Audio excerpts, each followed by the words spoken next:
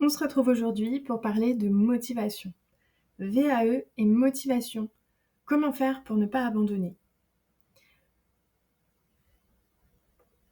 Alors, tout d'abord, je suis Clémence, je suis infirmière, éducatrice de jeunes enfants, formatrice, jury de VAE et bien sûr accompagnatrice VAE. Alors, déjà, bien entendu, si vous êtes dans une VAE, vous savez que la motivation, ça va, ça vient. On va se dire que c'est un petit peu comme une flamme. Parfois, ça brûle très fort et parfois, ça vacille un petit peu. Il y a des semaines qui passent, des jours qui passent, parfois même des mois. Il y a la vie professionnelle, la vie personnelle, peut-être les enfants, peut-être le conjoint, peut-être tous les aléas de la vie, les doutes et le stress qui viennent se rajouter dessus. Et ça vient abîmer la motivation qui était pourtant là bien au départ. Le but de cette petite vidéo, c'est de vous partager 3 leviers puissants pour vous permettre de tenir sur la durée et de pouvoir arriver au bout de votre projet. Déjà, pourquoi est-ce que la motivation, elle baisse? Donc, on l'a vu, il se passe pas mal de choses pendant un parcours de VAE. Bien sûr, vous n'êtes pas uniquement focalisé sur votre vie professionnelle et donc on peut bien s'imaginer qu'il se passe pas mal d'autres choses, entre la santé, la famille, tous les aléas au niveau de votre poste, peut-être que même vous changez de poste. Il y a pas mal de choses à prendre en compte. Tout ça, c'est normal que ça vienne altérer la motivation, que ça vienne l'abîmer et que du coup, parfois, vous ne savez plus bien où vous allez ni où vous êtes. C'est un processus qui est long, il est intense et il est confrontant, c'est-à-dire que ça vous oblige à revisiter votre histoire professionnelle, mais également, du coup, forcément, vos compétences, vos réussites et par là également vos fragilités. Ça vous ramène à quelque chose du niveau de l'identité professionnelle, bien entendu, et c'est pas toujours plaisant. Ça peut être assez déstabilisant de passer par là et il est possible que la motivation diminue, notamment pour plusieurs raisons qu'on va voir juste après. Ça va être important de récupérer le cap. C'est ce cap, justement, comment le retrouver, comment réussir à continuer et à atteindre les objectifs que vous vous étiez fixés. Quelques petits exemples d'épreuves que peut-être vous traversez si vous êtes en VAE ou en tout cas qui vous attendent probablement si vous allez vous lancer. Donc déjà, il peut y avoir un retour du livret 2 par votre accompagnateur qui va peut-être vous déstabiliser. Il manque des choses, c'est pas assez précis. Peut-être que ce n'est pas assez représentatif des compétences qui étaient attendues. Peut-être au contraire que c'est trop long et que du coup il va falloir réduire. C'est autant de situations qui mettent à mal les candidats et bien entendu qui vont peut-être à ce moment-là vous déstabiliser et empêcher la motivation de s'installer sur le long terme. Donc pour ça sera bien entendu très important de faire le point avec votre accompagnateur. Ensuite, ça va être souvent le manque de temps et la fatigue parce que clairement vous êtes en VAE, ça veut donc dire que vous n'êtes pas à l'école et que donc vous êtes en poste en général et bien occupé. Donc voilà, le temps, la fatigue, c'est quelque chose qui nous touche tous, donc vous allez forcément devoir jongler avec ça et ça peut bien sûr altérer la motivation. L'impression de ne pas être légitime, ça c'est quelque chose qui est très très présent, ça fait du lien avec le syndrome de l'imposteur. C'est quelque chose que les candidats à la VAE retrouvent très fréquemment et ça peut, si en tout cas ça tourne trop, si vous le ruminez beaucoup, ça peut venir impacter également la motivation. Et bien sûr, tous les imprévus du quotidien, entre des heures supplémentaires à réaliser, entre des choses au niveau familial, au niveau santé. Dans tous les cas, ce qu'il faut vous dire, c'est que vous n'avez rien raté. Vous êtes humain. Vous avez une vie, c'est tout à fait normal. Votre VAE n'est pas le centre de votre monde. Donc, vous êtes humain et à ce moment-là, vous allez pouvoir retrouver les objectifs que vous vous étiez fixés. On est parti pour les 3 leviers qui vont vous permettre de rester motivé. Et on retrouve en tout premier le sens. Ce qu'il faut avoir en tête, c'est que au tout début, vous ne vous êtes pas dit « j'ai besoin de ce diplôme, point ». Vous vous êtes dit: «J'ai besoin de ce diplôme pour telle raison». Et c'est de là que votre motivation est née. C'est votre intention profonde. Et moi, je vous propose de retrouver cette intention profonde, le sens que vous donnez à votre parcours, quel est votre objectif, et c'est vraiment ce qui va vous permettre de tenir sur la durée avec les différents objectifs au niveau du temps, de l'écriture, du travail, de la préparation à l'oral, sur du long terme, ou en tout cas du moyen terme.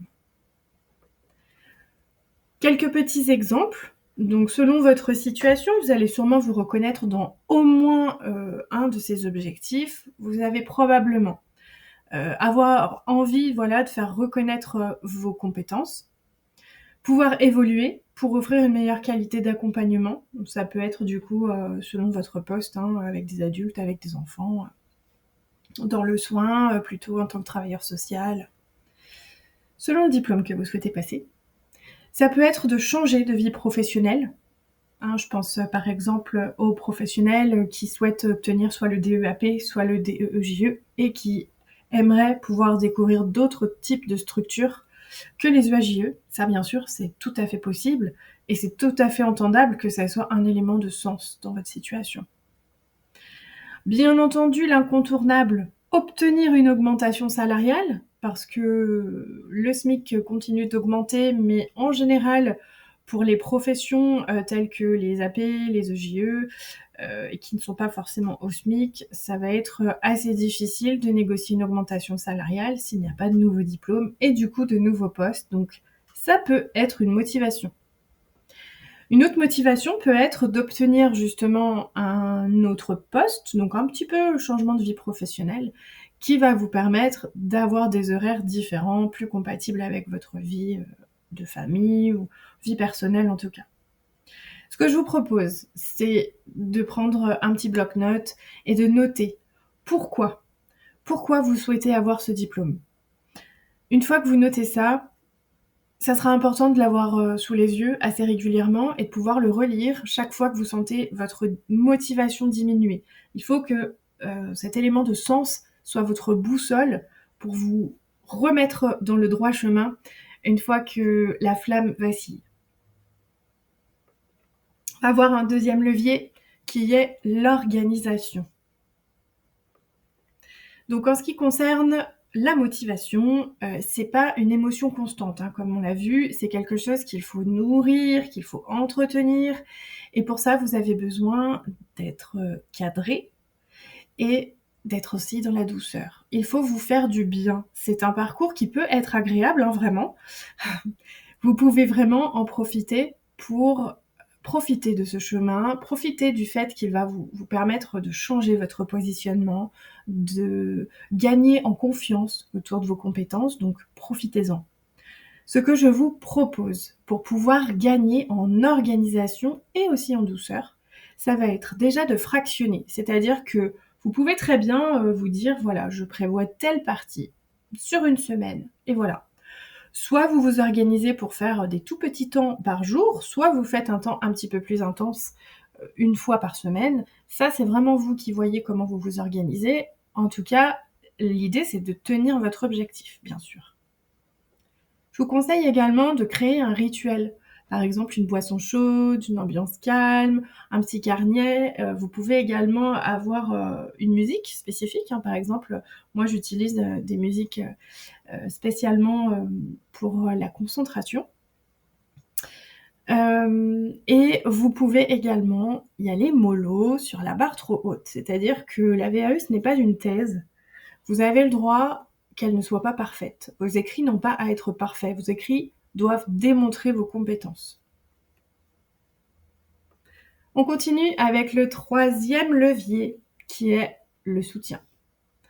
Une VAE, c'est quand même un chemin très lourd. Si vous le tenez à bout de bras, seul, c'est très compliqué d'aller jusqu'au bout, c'est très compliqué de pouvoir mettre en place des éléments par vous-même, que ce soit pour vous rassurer, pour vous rappeler vos réussites, pour vous rappeler vos difficultés et venir les travailler. Bien entendu, c'est pour cela que vous avez besoin probablement d'un accompagnateur à vos côtés pour vous rappeler vos forces, vos difficultés, les travailler ensemble et vous permettre d'avancer avec des objectifs précis. Mais vous pouvez bien sûr faire appel à une communauté, ça peut être des groupes sur les réseaux sociaux, ça peut être, bien sûr tout simplement vos proches et les personnes de votre famille qui vous soutiennent. Quelques petits exemples de ce côté-là. Ce que je vous conseille, c'est déjà, pour ceux qui sont parents ou en tout cas qui ont des obligations, d'aidants par exemple ou, globales en tout cas dans votre vie personnelle, ça va être de solliciter vos proches pour ce moment qui n'est pas destiné à durer très longtemps forcément, hein, mais, en tout cas on est au moins sur, quelques mois voire une année et ce que je peux vous conseiller, c'est de les solliciter, que ce soit pour, garder vos enfants, gérer certaines sorties et pouvoir vous libérer du temps, que ce soit pour travailler ou pour souffler. Je vous conseille également de rejoindre, un groupe d'entraide, donc comme on l'a vu, ça peut être, sur, les réseaux sociaux par exemple. Mais ce qui sera également très intéressant pour vous, c'est de partager vos victoires. Donc, de manière hebdomadaire, pourquoi pas, mais en tout cas de manière régulière. Dès que vous avez l'impression que vous avez réussi quelque chose, que vous avez compris quelque chose, n'hésitez pas à le partager avec les personnes en qui vous avez confiance et les personnes qui vous encouragent. Et du coup, justement, ça va être important de s'entourer de personnes qui croient en vous. C'est-à-dire que là, si votre employeur souhaite que vous ayez le diplôme juste pour compter, parmi l'équipe et les catégories qui vont bien, c'est à vous de voir si vous souhaitez partager votre démarche. C'est comme vous le souhaitez. Si c'est, un employeur qui est très aidant, très valorisant, dans ce cas, vous avez tout à y gagner. Si par contre, ce n'est pas le cas, moi je vous le déconseille clairement, ça va vous mettre en difficulté. Le plus simple, c'est quand même de rester avec vos proches, votre accompagnateur, accompagnatrice, qui va du coup vous encourager, vous guider et vous permettre d'y voir plus clair. Ça peut être suffisant. Et vous, lequel de ces 3 leviers pensez-vous qui vous aide le plus? Le sens, l'organisation ou le soutien? N'hésitez pas à partager en commentaire. Et en tout cas, pour tous ceux qui sont perdus dans leur parcours de VAE, prenez un temps, respirez. C'est normal. Ce passage à vide, il va, il vient, il n'est pas destiné à rester. Ce n'est pas une course contre la montre, c'est un chemin qui va vous permettre d'affirmer qui vous êtes au niveau professionnel.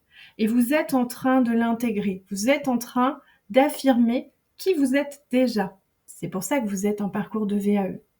Restez aligné à votre sens, restez aligné à vos objectifs.